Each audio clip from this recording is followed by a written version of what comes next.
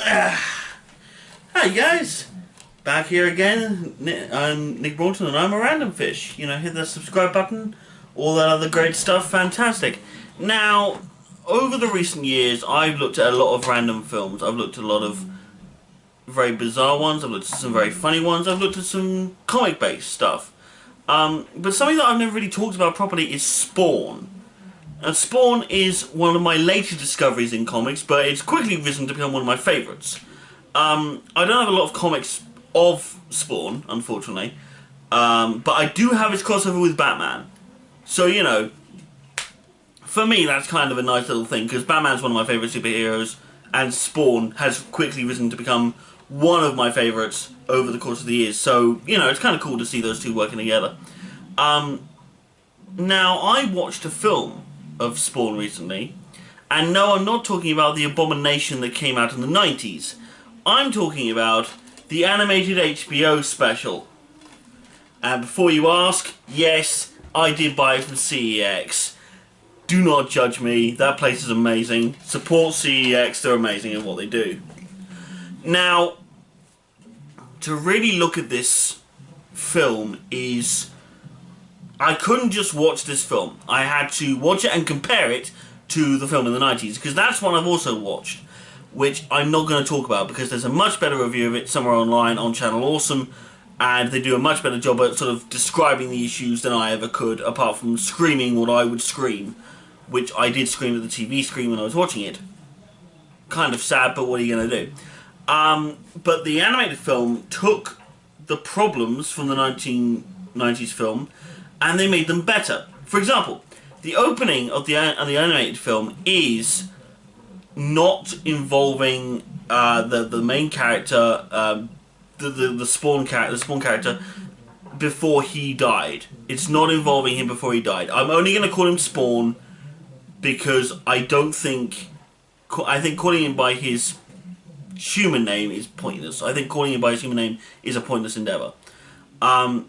He wakes up, he's already Spawn, he's in an alleyway, he's freaking out, he's got no idea what the hell's going on, and much like, and unlike in the film, he doesn't take off his mask. He doesn't take off his goddamn mask, and he doesn't sit there and spend half the movie without the costume. Without the iconic face of Spawn, people. They needed that in the film, and they do so much better a job of it in the animated, they really do.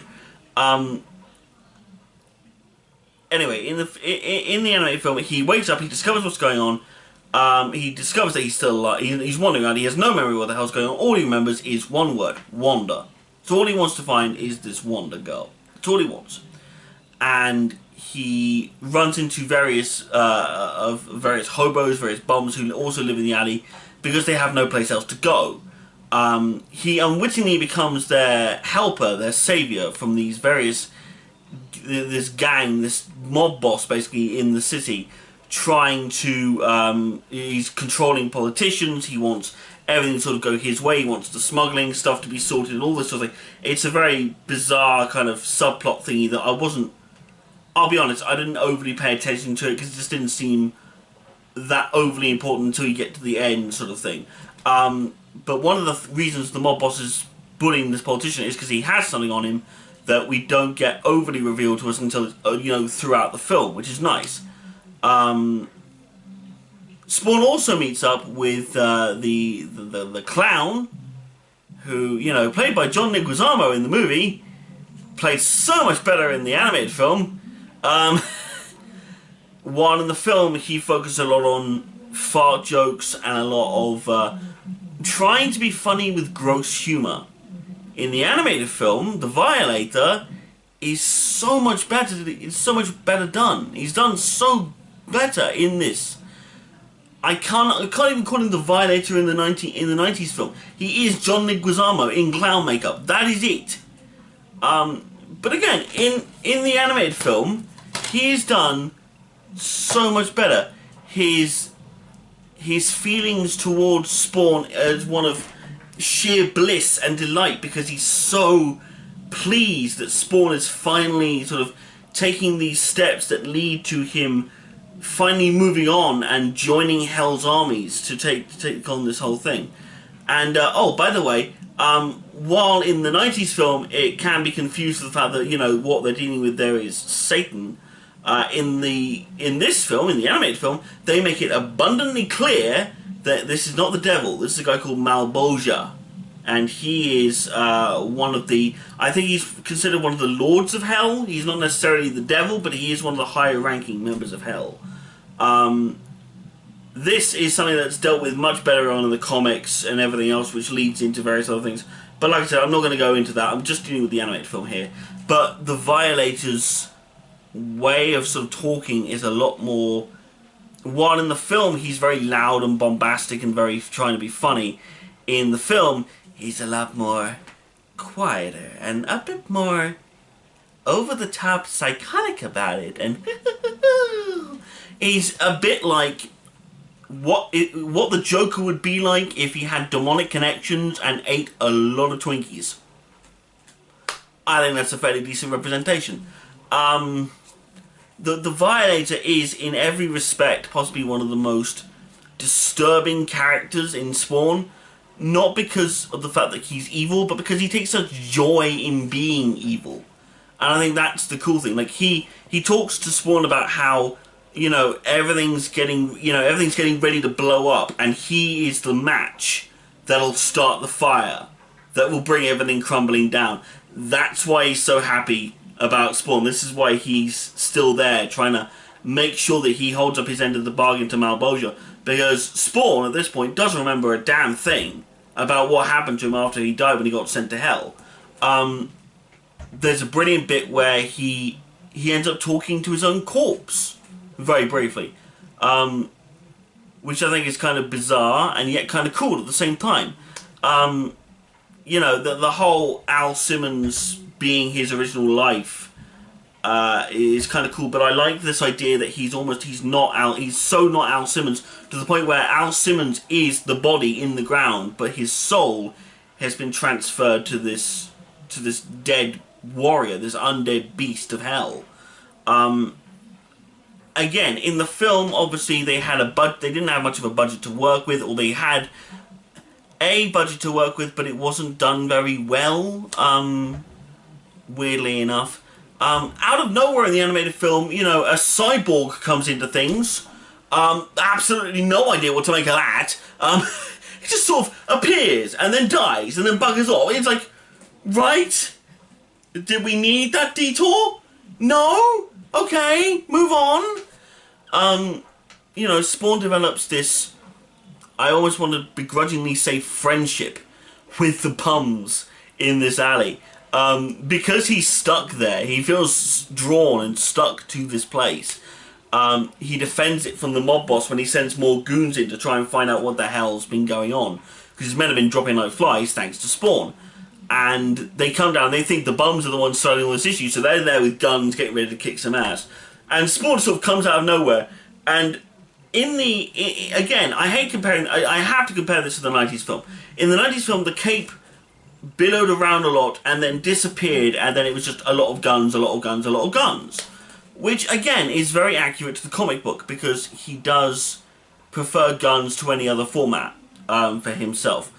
But in the animated film, the cloak seems to do a lot of the fighting. Literally, it wraps itself around someone and pulls him up by the back, by his ankles, up to Spawn. And it's just stood there, and it's holding him there, and Spawn's just talking to him completely normal. There's no guns, there's no anything, nothing's been pulled out. He's just stood there talking to the guy, absolutely fine, just like, what's going on? Like, what are you doing? Like, good to see you hanging around, you know. Obviously not that, because that's the 90s film. That's just bad jokes thrown in for the sake of bad jokes being thrown in. But obviously in the animated film, there's a lot more sense of a lot darker language. There's a much darker tone. It's much more action-based, which is very cool. Then there's something else that's really cool. Because the character of Wanda, who I've left behind throughout this whole thing, so I've been focusing mainly on Spawn's character and on the Violator. But Wanda also has this thing. She's now remarried to this other guy, and they have a daughter together. And this guy works for a company that is in a way run by the mob boss. And he goes to him, talking to him about all these things that are missing, like he goes to his boss talking about all these weapons that are missing. And it's all this stuff that's being built up, and he's asking too many questions. So they try and get him to shut up by freeing this politician's mentally handicapped son. The son with special needs is the better way of putting it.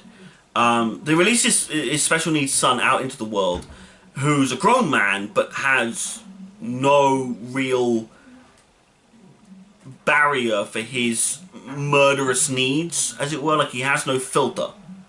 So and then the son is also spoken to by the Violator, who convinces him that if he kidnaps and tries to kill the kid, then, you know, not only will the guy shut up, but Wanda, who's also been investigating this thing as the DA or the assistant DA, will also shut up about it. So it's kind of a two birds, one stone sort of scenario.